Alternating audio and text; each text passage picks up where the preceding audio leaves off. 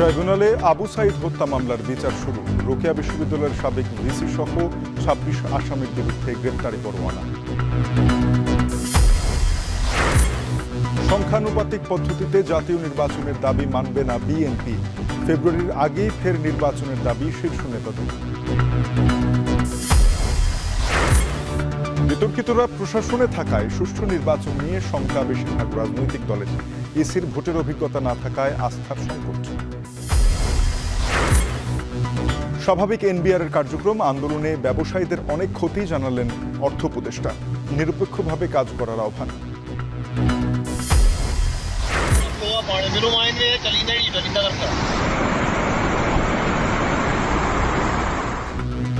একটানা প্রবল বৃষ্টি ও বন্যায় ভারতের হিমাচল প্রদেশে প্রাণহানি বেড়ে ৩৯। রেড অ্যালার্ট জারি, তীব্র দাবদাহের কবলে ইউরোপ।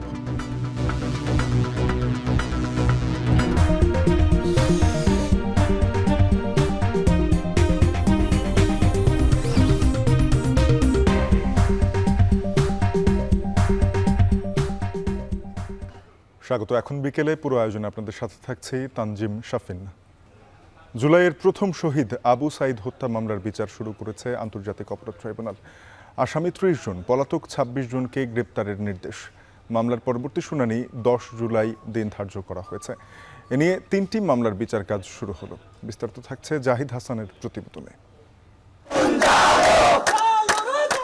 ২০২৪ সালের ১৬ জুলাই বেগম রোকেয়া বিশ্ববিদ্যালয়ের শিক্ষার্থীদের আন্দোলন ছত্রভঙ্গ করে দেয় পুলিশ। Tear shell, rubber bullet, sound grenade, ছররাগুলিতে রণক্ষেত্রে রূপ নেয় রংপুর শহর।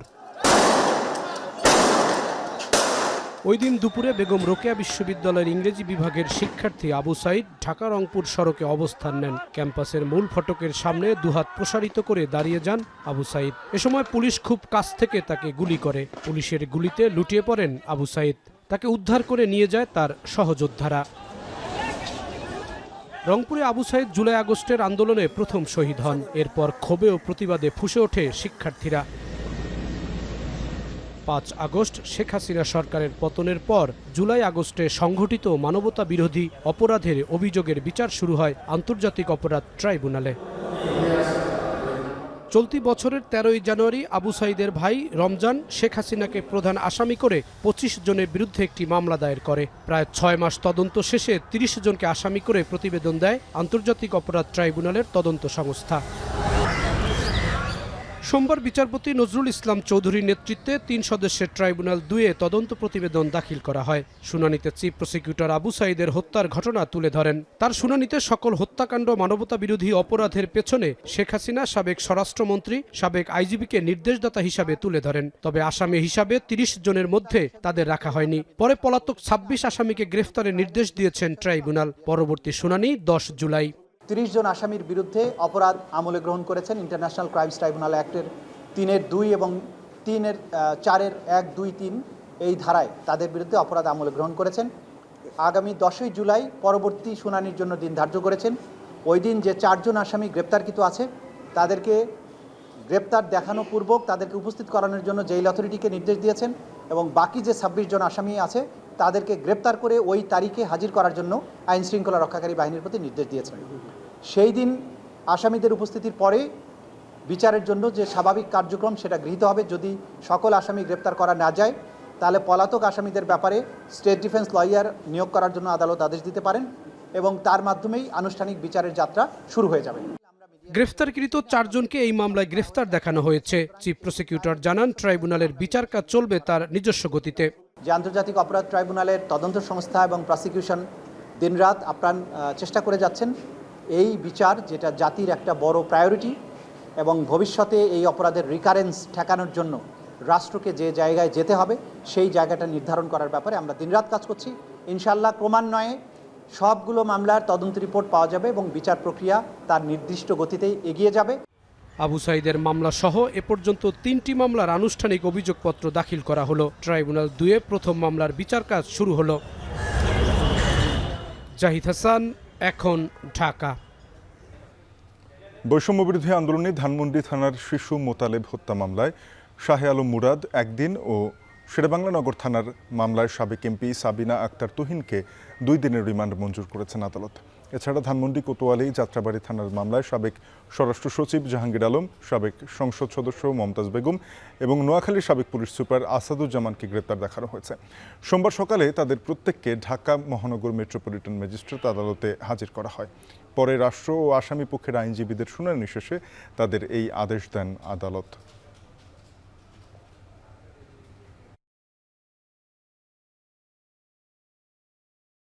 পরিকল্পনায় এবং বিভিন্ন মিছিল বিভিন্ন কীভাবে এগুলি করা হবে সে বিষয়ে এই সাবিনা আক্তার তুহিন জড়িত ছিল।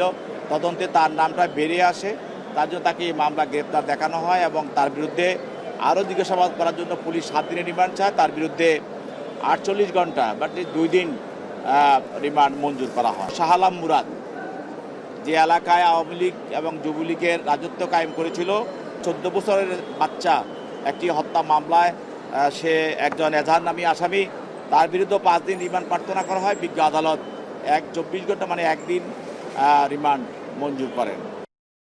সংখ্যানুপাতিক পদ্ধতিতে যারা নির্বাচনের দাবি করছেন তাদের বিষয়ে জানাশোনার ঘাটতি রয়েছে বলে মন্তব্য করেছেন বিএনপির স্থায়ী কমিটির সদস্য মঈন খান। রাজধানীতে ওলামা দলের এক অনুষ্ঠানে আরেক বিএনপি নেতা জয়নুল আবদিন ফারুক বলেন, একটি দল ক্রমাগতভাবে বিএনপিকে রাজনৈতিক আক্রমণ করছে। আরও জানাচ্ছেন জাবেদ আব্দুল্লাহ। দুপুরে রাজধানীর ডিপ্লোমা ইঞ্জিনিয়ার্স ইনস্টিটিউশনে জাতীয়তাবাদী ওলামা দলের সাধারণ সভায় অংশ নেন বিএনপির কয়েকজন কেন্দ্রীয় নেতা। এতে অংশ নিয়ে শহীদ উদ্দিন চৌধুরী অ্যানি বলেন, লন্ডনের বৈঠক জাতির মনে আশা তৈরি করেছে। ফেব্রুয়ারির আগেই নির্বাচন হওয়া উচিত। সংখ্যানুপাতিক পদ্ধতিতে ভোটের দাবি বিএনপি মানবে না বলেও জানান তিনি। তারেক রহমান সাহেবের সঙ্গে বাংলাদেশ সরকারের উপদেষ্টা প্রফেসর ডক্টর মোহাম্মদ ইউনূসের বৈঠক জাতিকে মনোবল দিয়েছে, সাহস দিয়েছে, দেশের মানুষ খুশি হয়েছে। পিআর পদ্ধতিতে তারা নির্বাচনটা দেখতে চান। এটার ভিতরে অনেক ষড়যন্ত্র লুকিয়ে আছে। এটার বেনিফিশিয়ারি কে হতে পারে আমাকে আপনাকে চিন্তা করতে হবে। একই অনুষ্ঠানে জয়নুল আবেদিন ফারুক বলেন, অন্তর্বর্তী সরকারের 11 মাসেও নির্বাচন না হওয়া দুঃখজনক। এ সময় উপদেষ্টাদের পিএস এপিএসদের ব্যাপক দুর্নীতির সমালোচনাও করেন তিনি। ক্ষুদ্র ক্ষুদ্র অভিযোগ নিয়ে আমাদেরকে চাঁদাবাজ বলবেন, বড় চাঁদাবাজের প্রমাণ আপনাদের পিএরা কেমনে 300 কোটি টাকা, এই পিএসরা 300 কোটি টাকার মালিক। 3 মাসে যদি শাহাবুদ্দিন নির্বাচন দিতে পারে, 11 মাস চলে যাচ্ছে, কিসের ইঙ্গিত বহন করে? নিশ্চয়ই কোনো ষড়যন্ত্র হচ্ছে। সভায় প্রধান অতিথির বক্তব্যে ডক্টর মঈন খান বলেন, জুলাই আগস্টের গণঅভ্যুত্থান বিএনপির 15 বছরের আন্দোলনের ফল। সংখ্যানুপাতিক পদ্ধতিতে যারা নির্বাচন দাবি করছে তাদের এ বিষয় নিয়ে জানাশোনার ঘাটতি রয়েছে বলেও মন্তব্য করেন তিনি। রাজপথে যারা ছিল তারা কারা ছিল? তারা মুখে কখনো বলে নাই যে তারা বিএনপি।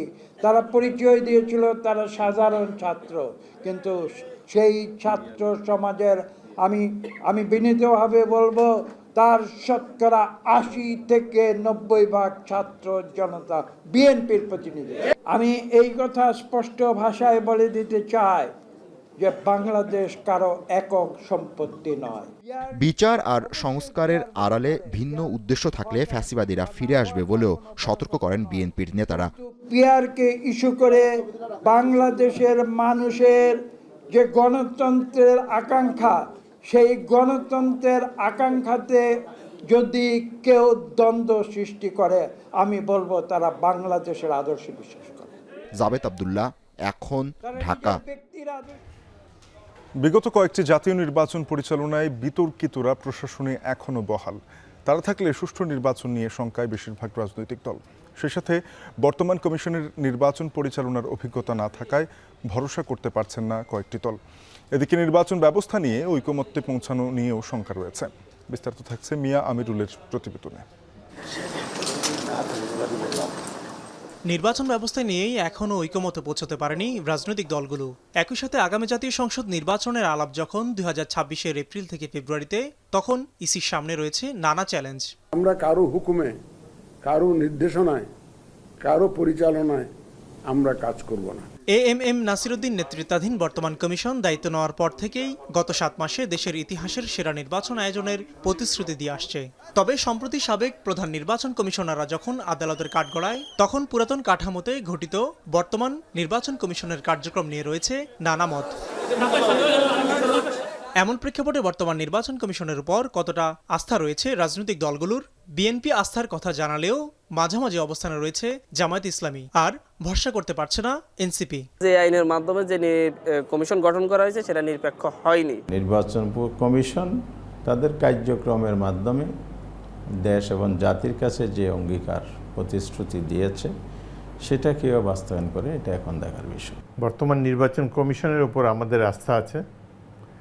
এদেরকে বর্তমান অন্তর্বর্তীকালীন সরকারই নিয়োগ দিয়েছেন, তো আমরা আশা করি তারা জাতিকে একটি ভালো নির্বাচন উপহার দিতে সক্ষম হবেন। এদিকে প্রশাসনে থাকা ফ্যাসিবাদের দোসরদের নিয়ে শঙ্কা রয়েছে দলগুলোর। তাদের সরানো না গেলে সুষ্ঠু নির্বাচন করা কঠিন বলে মনে করেন তারা। ইলেকশন কমিশনের বিরুদ্ধে একটি মামলা হলো, সেই মামলায় ইশরাক হোসেন রায় পেয়ে গেল, কিন্তু সেই মামলার বিরুদ্ধে ইশরাকের বিরুদ্ধে আইনজীবী নিয়োগ করে নাই, মানে আইনজীবী লড়াই করে নাই কোর্টে। পুরো প্রশাসন, যে প্রশাসন দিয়ে রাতের ভোট হয়েছে, ইলেকশন কমিশনের যে অফিসারগুলো দিয়ে রাতের ভোট হয়েছে, ডামি ভোট হয়েছে, একতরফা ভোট হয়েছে, তারা কিন্তু সকলে স্ব স্ব জায়গায় আছে। যে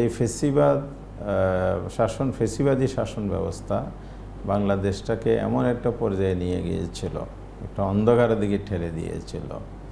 এখন আমাদের সাপ মারলার সাপের লেস রয়ে গেল, তাহলে আবার কিন্তু ছুবল মারতে পারে। এই প্রশাসন এখন পর্যন্ত সেই শেখ হাসিনার দোসররাই রয়ে গিয়েছে এখানে। এদেরকে এই সরকার সরাতে পারে নাই বা ইচ্ছা করে সরায় নেই। তো সুতরাং প্রশাসনে আমূল পরিবর্তন ছাড়া সুষ্ঠু নির্বাচন হবে না।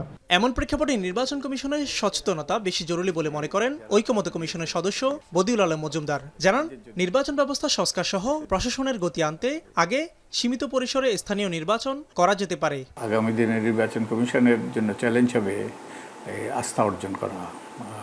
আস্থার সংকট যদি থেকে যায় তাহলে নির্বাচনের নিরপেক্ষতা নিয়ে প্রশ্ন উঠবে। আমি তো মনে করি ফেব্রুয়ারিতে সম্ভব, যে যদি নির্বাচন কমিশন তার দায়িত্ব সঠিকভাবে পালন করে। নির্বাচন কমিশনের ভুল করার কোনো সুযোগ নেই, তাদেরকে ভুল করলে এর পরিণতি কিন্তু ভয়াবহ হতে পারে। নির্বাচন অনুষ্ঠানে পুরোদমে প্রস্তুতি নিচ্ছে নির্বাচন কমিশন। 26 জুন প্রধান উপদেষ্টার সাথে বৈঠক করে সিইসি। সেখান থেকে কি নির্দেশনা পেল কমিশন প্রধান, সে আলোচনা সর্বমহলেই। মিয়া আমিরুল, এখন, ঢাকা। নির্ধারিত সময়ের মধ্যে জুলাই ঘোষণাপত্র দিতে না পারা সরকারের ব্যর্থতা বলে মন্তব্য করেছেন আপ বাংলাদেশের আহ্বায়ক আলী আহসান জোনায়েদ। গণঅভ্যুত্থানের বর্ষপূর্তি উপলক্ষে এক সংবাদ সম্মেলনে জুলাই ঘোষণাপত্র প্রকাশ করতে না পারার কারণ জাতির সামনে তুলে ধরতে ব্যর্থ হওয়ায় অন্তর্বর্তী সরকারের সমালোচনা করেন তিনি। বলেন, সরকারের এমন আচরণ গণঅভ্যুত্থানের আকাঙ্ক্ষার প্রতি অমর্যাদাকর। এ সময় গণঅভ্যুত্থানে পূর্ণাঙ্গ শহীদ তালিকা প্রণয়ন, ডিএনএ প্রোফাইলিংয়ের মাধ্যমে রায়ের বাজারে দাফন করা শহীদের লাশ শনাক্ত করে পরিবারের কাছে ফিরিয়ে দেওয়ার আহ্বান জানান তিনি। সংবাদ সম্মেলনে 1 জুলাই থেকে 5 আগস্ট পর্যন্ত 36 দিনের কর্মসূচি ঘোষণা করে আপ বাংলাদেশ।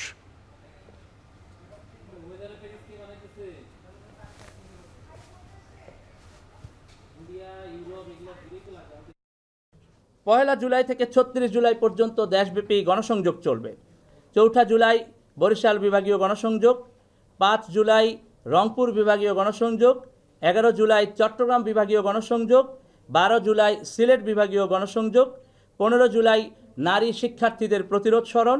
এছাড়াও জুলাই ঘোষণাপত্রের দাবিতে সকল রাজনৈতিক দলের সাথে সৌজন্য সাক্ষাৎ ও সংলাপের আয়োজন করবে ইউনাইটেড পিপলস বাংলাদেশ। পাশাপাশি আপ বাংলাদেশ সারা দেশে সাধারণ সমর্থক বৃদ্ধি কার্যক্রম পরিচালনা করবে ইনশাআল্লাহ। বিএনপি মহাসচিব মির্জা ফখরুল ইসলাম আলমগীর বলেছেন, নির্বাচিত সরকারের সাথে কাজ করার জন্য মুখিয়ে আছে চীন। তিস্তা প্রকল্প নিয়ে দেশটির আগ্রহ রয়েছে।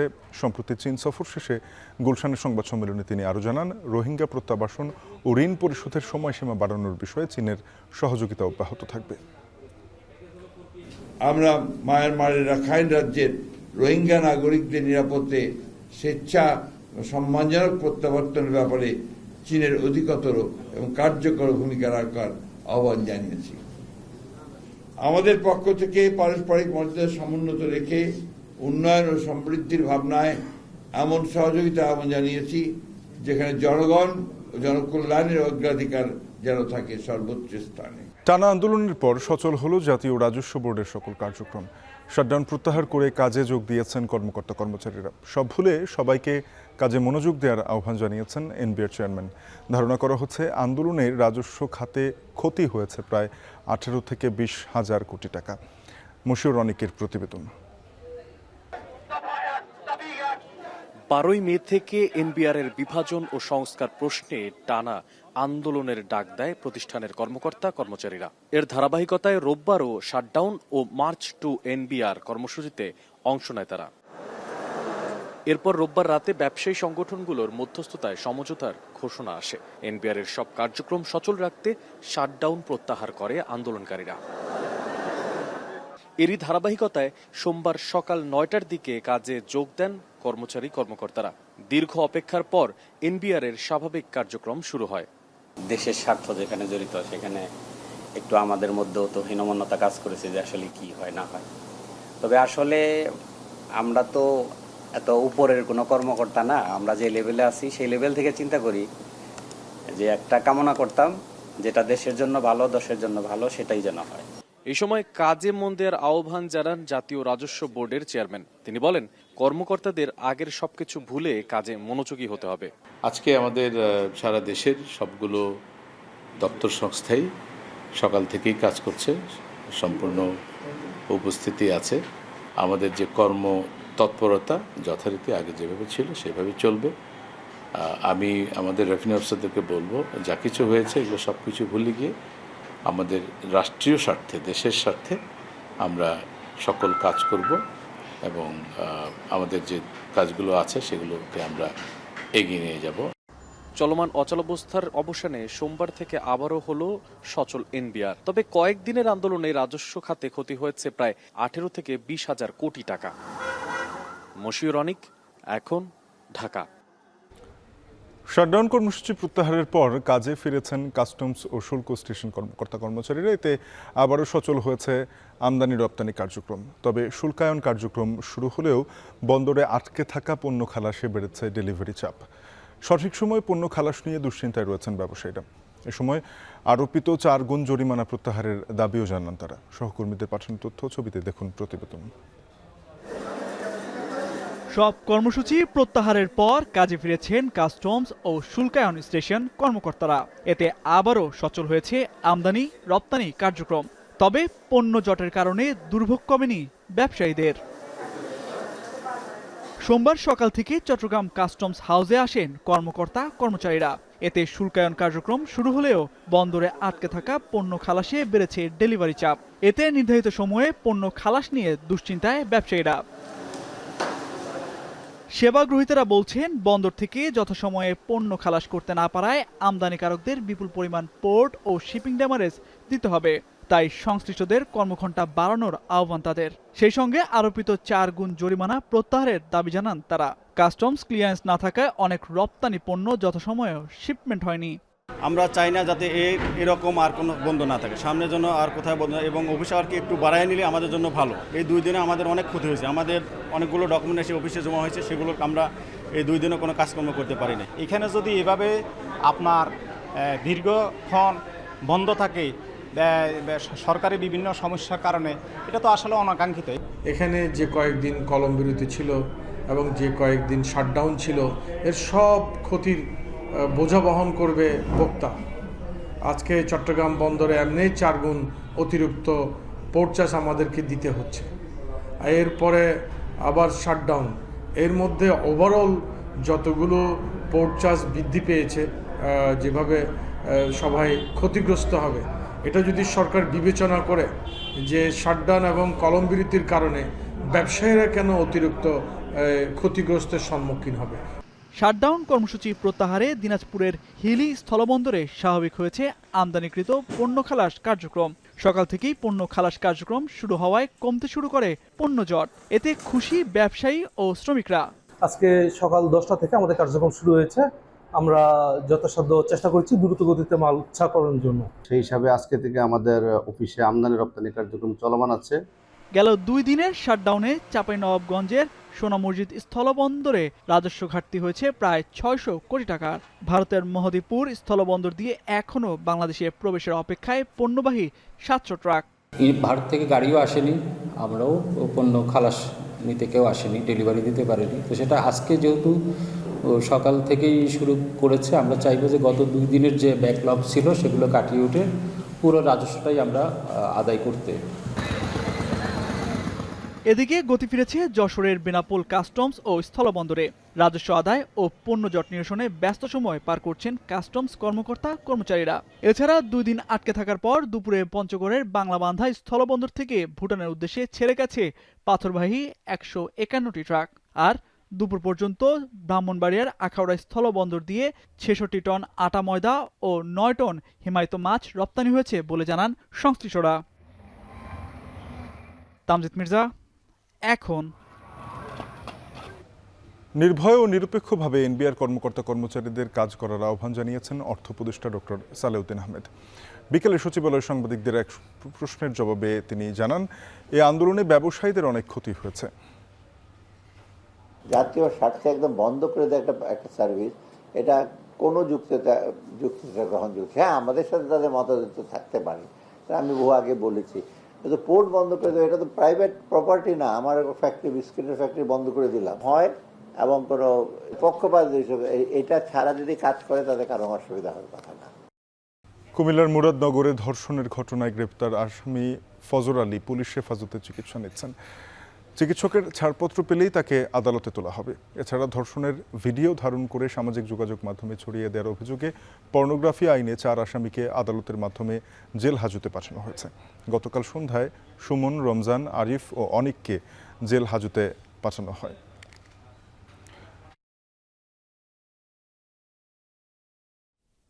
নারীকে ঘরের দরজা ভেঙে অভিযোগ ওঠে ফজর আলীর বিরুদ্ধে।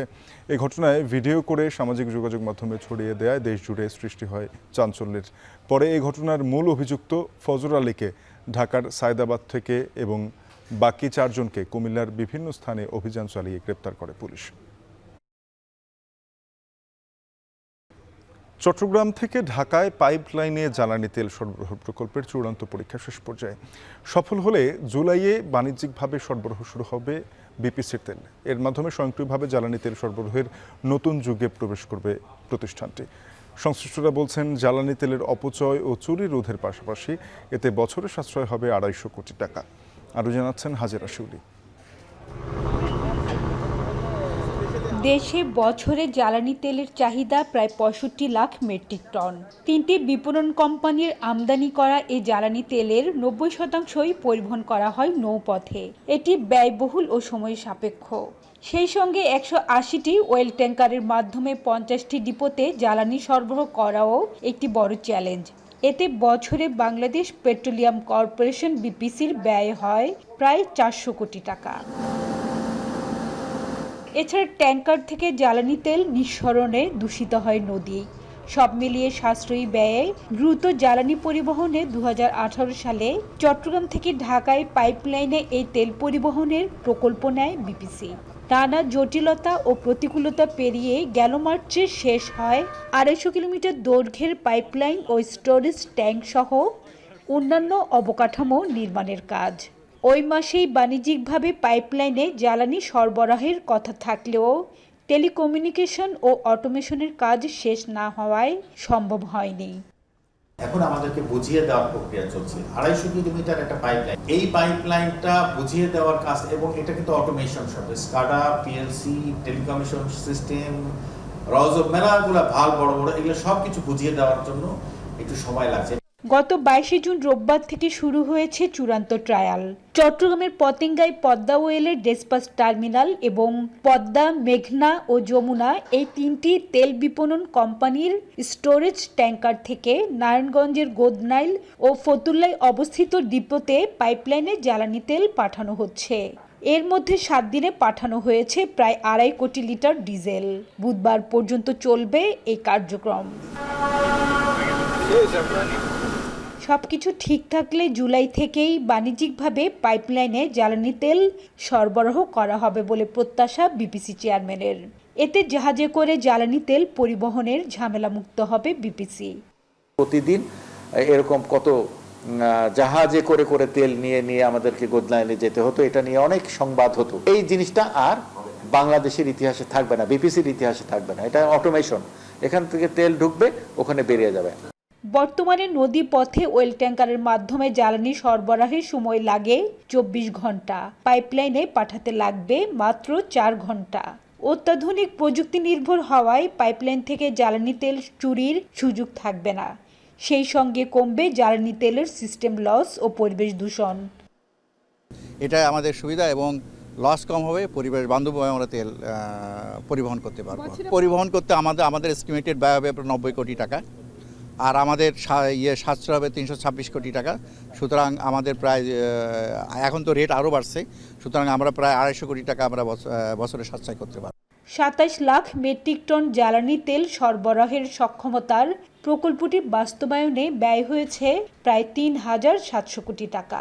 পদ্মা ওয়েলের তত্ত্বাবধানে প্রকল্পটি বাস্তবায়ন করছে সেনাবাহিনীর 24 ইঞ্জিনিয়ারিং কনস্ট্রাকশন ব্রিগেড। তবে পরবর্তীতে পাইপলাইনে জ্বালানি তেল পরিবহনের প্রকল্পটি হস্তান্তর করা হবে নবগঠিত petroleum transmission company limited PTC পিএলসিকে। হাজরা শিউলি, এখন চট্টগ্রাম। গাইবান্ধার গোবিন্দগঞ্জে শোভাযাত্রা সহ নানা আয়োজনে পালন করা হচ্ছে সাঁওতাল বিদ্রোহ দিবস। ঐতিহাসিক এই দিনে বিভিন্ন দাবি তুলে ধরেন সাঁওতাল জনগোষ্ঠীর নানা বয়সী মানুষ। দিবসটি শ্রদ্ধা ভরে স্মরণ করার পাশাপাশি নানা কর্মসূচিতে অংশ নেন তারা। মাজেদুর রহমানের প্রতিবেদনে থাকছে বিস্তারিত। সাদামাটা জীবনধারণে অভ্যস্ত গাইবান্ধার গোবিন্দগঞ্জে বাগদা ফার্ম এলাকার সাঁওতাল সম্প্রদায়ের মানুষ। জীবন সংগ্রামে নানা প্রতিকূলতার মধ্যে জীবন পার করেন তারা। বাপদাদার সম্পত্তি রক্ষায় আজও সাম্রাজ্যবাদ বিরোধী সংগ্রামের স্মৃতিকে স্মরণ করে সোচ্চার তাদের প্রতিটি প্রাণ। প্রতিবছর এই দিনে নানা আয়োজনে পালন করেন সাঁওতাল বিদ্রোহ দিবস। সময় গড়ালেও সুবিধাভোগের দাবি আজও আদায় হয়নি। এমন উপলব্ধি থেকেই এখনও দিনটি সমান প্রাসঙ্গিক বলে জানান তারা। জুলাই 1 থেকে এই মাটিতে আমরা স্থায়ীভাবে বসবাস করা শুরু করেছিলাম এই সিধু কানুর দিবসকে কেন্দ্র করে। এই জন্যে এই দিবসটা আমরা খুব তাৎপর্যপূর্ণ মনে করি। সিধু কানু, তারপরে চাঁদ ভৈরব, তাদেরকে ব্রিটিশ রাজ যেভাবে হত্যা করেছে, আজকে সাঁওতালরা তাদের অধিকার আদায়ের জন্য, তাদের জীবন জীবিকা রক্ষার জন্য তাদের কাছ থেকে প্রেরণা নেয় এবং এই দিনটা স্মরণ করে। এই জন্য এই দিনটার বেশিভাবে তাৎপর্য। দিনের শুরুতে অস্থায়ী বেদিতে বিদ্রোহে নিহত আদিবাসী নেতাদের স্মরণে ফুল দিয়ে শ্রদ্ধা জানানো হয়। লড়াই সংগ্রামের মধ্য দিয়ে তাদের অধিকার প্রতিষ্ঠা করতে চান বলে জানায় সাঁওতাল সম্প্রদায়। আমরা এই দিবসটা পালন করি, এটা জাতীয়ভাবে পালন করি। আমাদের এটা সাঁওতাল বিদ্রোহ দিবস, এটা জাতীয়ভাবে আমরা পালন করে থাকি। এই তীর দিয়ে আমরা স্বীকার করি, আর আমার সমস্যা হলে এই তীর আমাদের লাগে, এটা দিয়ে আমার জীবন রক্ষা করি। 1855 সালে ব্রিটিশ সাম্রাজ্যবাদ বিরোধী সংগ্রামে নিহত হয় তৎকালীন ভারতের ঝাড়খণ্ডের সাঁওতাল সম্প্রদায়ের প্রায় 10,000 মানুষ। সেই থেকে আদিবাসী নেতা সিধু কানু এখনও সাঁওতাল আদিবাসীদের প্রেরণার উৎস। গাইবান্ধার গোবিন্দগঞ্জে এই বাগদা ফার্মে খুবই সাদামাটা জীবনযাপন করেন আদিবাসীরা। 1842 একর এই জমিতে আদিবাসী পল্লীতে তারা প্রতি বছরই এই দিনটি উদযাপন করে থাকেন। তাদের স্মরণ করেন যে সময় ব্রিটিশ বিরোধী আন্দোলনে আদিবাসীরা সোচ্চার ছিলেন, তাদের বাপদাদার সম্পত্তি রক্ষা, তাদের রাজস্ব দেওয়া থেকে আরম্ভ করে সব কিছু, সেই দিনটি তাদের কাছে আজও অনুপ্রেরণা। তাই এই দিনটি অত্যন্ত জাঁকজমকভাবে এবং অনুপ্রেরণা নিয়েই কিন্তু আদিবাসীদের এই দিনটি পালন করা, এবং তারা চান এই বাগদা ফার্মের যে জমিগুলো এখনও বেহাত হওয়ার যে আশঙ্কা রয়েছে সেগুলোকে রক্ষা করার। গাইবান্ধার গোবিন্দগঞ্জের বাগদা ফার্ম থেকে মাজেদুর রহমান, এখন। সাতক্ষীরা প্রেস ক্লাবের গেটে সাংবাদিকদের উপরে সন্ত্রাসী হামলার ঘটনা ঘটেছে। দুপুরে প্রেস ক্লাবে প্রবেশের সময় বহিরাগতদের হামলায় আহত হন অন্তত 20 জন গণমাধ্যম কর্মী। এই ঘটনায় 3 জন সাংবাদিক আহত হয়ে হাসপাতালে ভর্তি আছেন। প্রেস ক্লাব সভাপতি আবুল কাশেম জানান, পুলিশ ঘটনাস্থলে থাকলেও তাদের ভূমিকা ছিল প্রশ্নবিদ্ধ। 2 গ্রুপের দ্বন্দ্বের জেরে এই হামলার অভিযোগ উঠেছে। উত্তেজনার মধ্যে প্রেস ক্লাবে মোতায়েন রয়েছে সেনাবাহিনী। এর প্রতিবাদে আগামীকাল সকালে সাতক্ষীরা নিউ মার্কেট চত্বরে প্রতিবাদ মানববন্ধনের ডাক দিয়েছেন সাংবাদিকরা। দেশের বাইরের খবর, ভয়াবহ বৃষ্টি বন্যায় ভারতের হিমাচলে গেল কয়েকদিনে প্রাণ গেছে কমপক্ষে ৩৯ জনের। জারি করা হয়েছে রেড অ্যালার্ট। বন্ধ ১২৯টি সড়ক ও রাজ্যের সব স্কুল। সিমলায় ধসে পড়েছে ৫তলা ভবন। বন্যার তাণ্ডব চলছে চীনেও। অন্যদিকে তাপমাত্রার পারদ ৪৮ ডিগ্রি সেলসিয়াস ছুঁয়েছে স্পেনে। তীব্র দাবদাহের কবলে ইউরোপের বড় শহরগুলো। বিস্তারিত জানাচ্ছেন নুজহাত কামাল। পাহাড়ি ঢল, বন্যা কিংবা ভূমিধস, কি বলা যায় একে? প্রকৃতির বিধ্বংসী এই রূপ হিমাচল প্রদেশের ধর্মশালা এলাকার। বর্ষার শুরু থেকেই প্রায় ১০ দিন ধরে বৃষ্টি বন্যায় বিপর্যস্ত ভারতের উত্তরাঞ্চলীয় রাজ্যটি। আরও ভারী বৃষ্টির আভাস ভারতের আবহাওয়া বিভাগের। রাজ্যের ১২ জেলার মধ্যে রোববার থেকে ৪ জেলায় জারি সর্বোচ্চ আবহাওয়া সতর্কতা রেড অ্যালার্ট এবং ৬ জেলায় দ্বিতীয় সর্বোচ্চ সতর্কতা অরেঞ্জ অ্যালার্ট। তীব্র বৃষ্টিতে সিমলায় ধসে পড়েছে ৫তলা ভবন। সড়ক দুর্ঘটনা সহ নানাভাবে প্রাণহানি চলছেই। সিমলা চণ্ডীগড় সহ সংযোগ মহাসড়কে ভূমিধসের পর পূর্ব সতর্কতা হিসেবে রাজ্যের ১২৯টি সড়কে যান চলাচল বন্ধ। তীব্র বৃষ্টি বন্যায় বিপর্যস্ত প্রতিবেশী চীনের দক্ষিণ আর দক্ষিণ পশ্চিমাঞ্চলও। অতিবৃষ্টিতে গুইঝৌ প্রদেশের দুলিউ নদীতে পানির উচ্চতা ২৫৩ মিটার পার করার পর পানি কমতে শুরু করলেও দুর্ভোগ কমেনি মানুষের। অন্যদিকে ভিন্ন চিত্র ইউরোপে। তীব্র গরমে সতর্কতা জারি রয়েছে বরফের স্বর্গখ্যাত Switzerland, France, Austria, Belgium, Bosnia, Hungary, Serbia, Slovenia সহ ইউরোপের বড় অংশে। গ্রীষ্মের খরতাপে আবহাওয়ার মানচিত্রে লাল রং ধারণ করেছে পর্তুগাল, ইতালি ও ক্রোয়েশিয়া। তাপমাত্রার পারদ ৪৮ ডিগ্রি সেলসিয়াস ছুঁয়েছে স্পেনে। যুক্তরাজ্যের রাজধানী লন্ডনে তাপমাত্রা ৩০ ডিগ্রি সেলসিয়াসের বেশি, স্বাভাবিকের চেয়ে ১০ ডিগ্রি বেশি। জার্মানিতেও ৩০ ডিগ্রি ছুঁই ছুঁই। আসন্ন দাবদাহে দেশটিতে তাপমাত্রা ৩৮ ডিগ্রি সেলসিয়াসে পৌঁছাতে পারে বলে সতর্কতা জারি করেছে জার্মান আবহাওয়া বিভাগ। নুজহাত কামাল, এখন বিশ্ব। ভারতের তেলেঙ্গানায় রাসায়নিক কারখানায় শক্তিশালী বিস্ফোরণে ঘটনাস্থলেই প্রাণ গেছে কমপক্ষে ৬ জনের। আহত হয়েছেন আরও ২০ জন। সোমবার স্থানীয় সময় সকাল ৯টার দিকে হায়দ্রাবাদের পাশা মাইলারামের শিল্প এলাকায় এই ঘটনা ঘটে। ভারতীয় সংবাদ মাধ্যমের তথ্য, রিঅ্যাক্টর বিস্ফোরিত হয়ে আগুন ধরে যায় পুরো কারখানায়।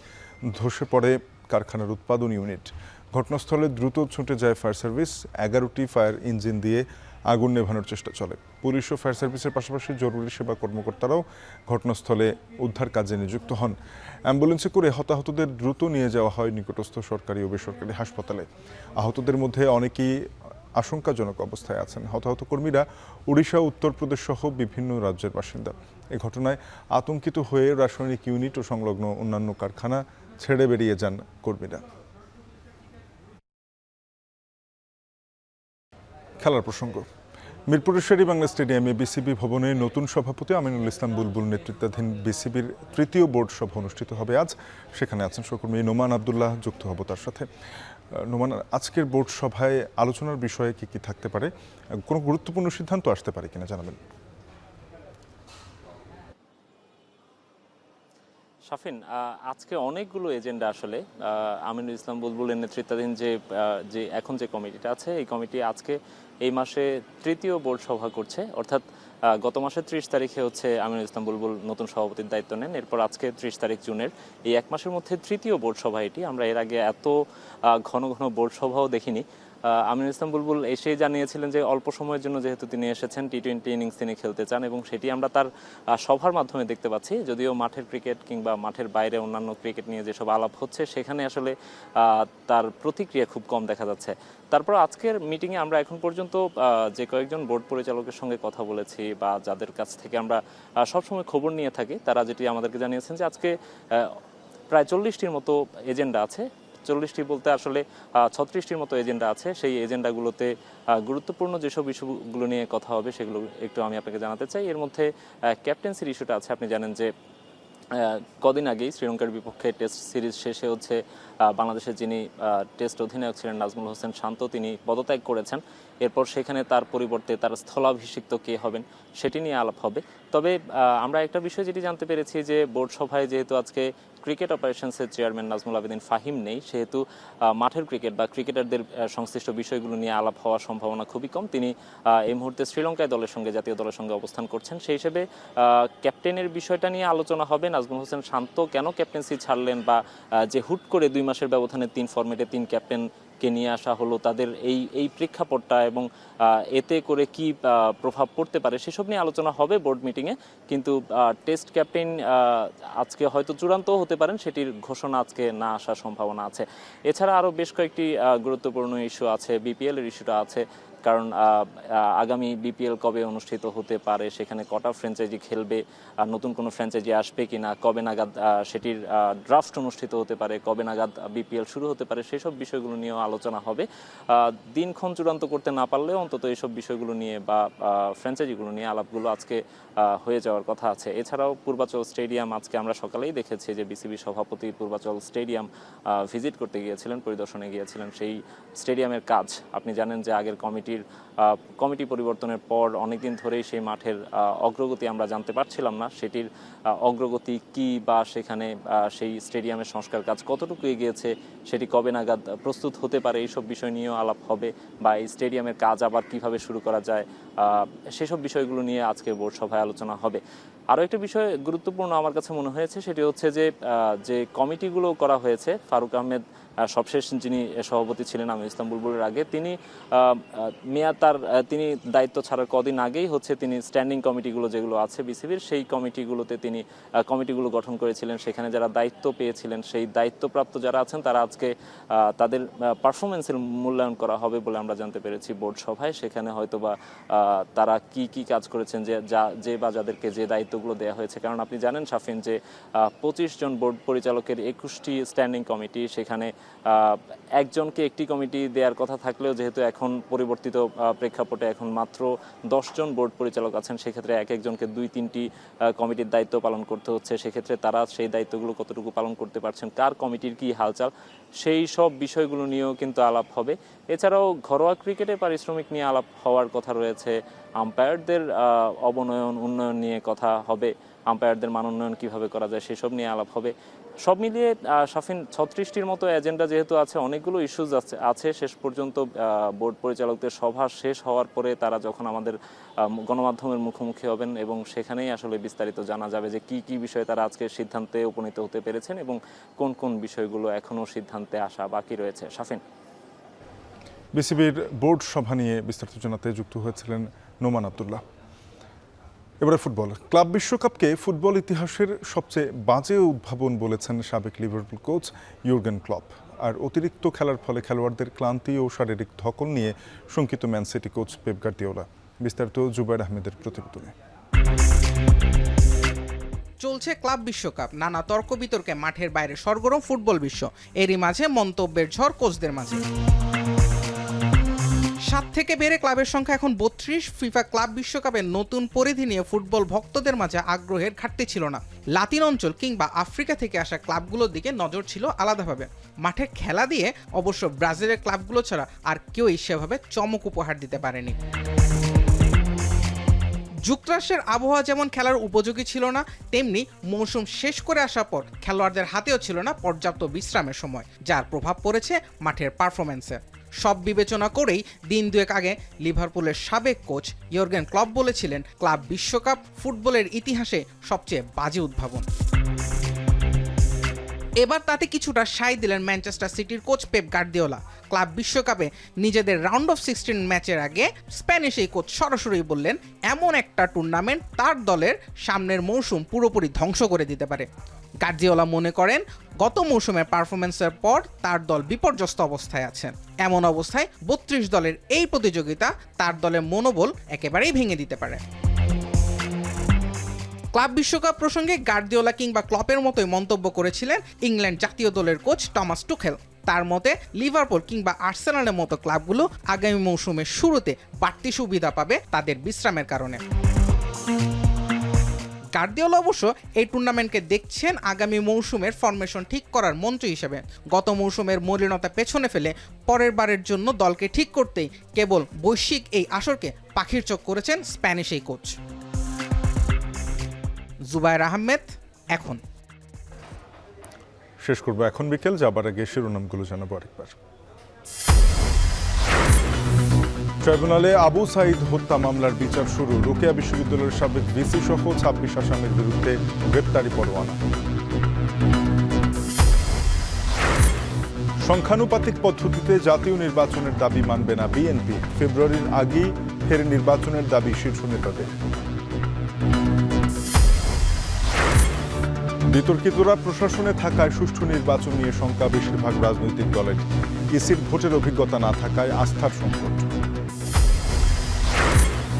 স্বাভাবিক এনবিআরের কার্যক্রম। আন্দোলনে ব্যবসায়ীদের অনেক ক্ষতি জানালেন অর্থ উপদেষ্টা। নিরপেক্ষভাবে কাজ করার অভাব।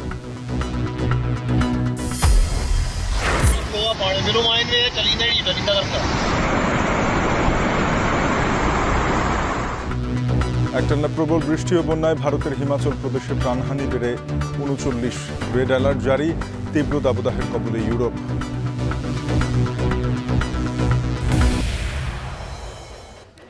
এ ছিল এখন বিকেলে। এখন টেলিভিশনের ওয়েবসাইট দেখতে ভিজিট করুন www.ekon.tv। যুক্ত থাকুন ফেসবুকে facebook.com/tv.ekon আর ইউটিউবে চোখ রাখুন youtube.com/c/ekontv।